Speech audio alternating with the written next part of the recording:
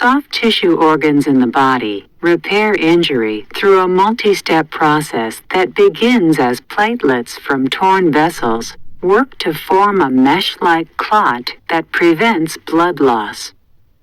Inflammation in the area occurs as tissue repair begins in the damaged area. Mast cells release histamine that dilates blood vessels and increases blood flow to the repair site. White blood cells, called neutrophils, and macrophages work to consume bacteria and remove damaged tissue and debris.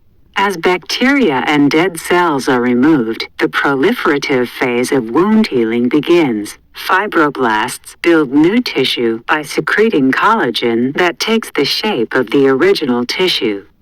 During remodeling, the final phase of wound healing, the tissue created by the fibroblasts matures and regains its normal function.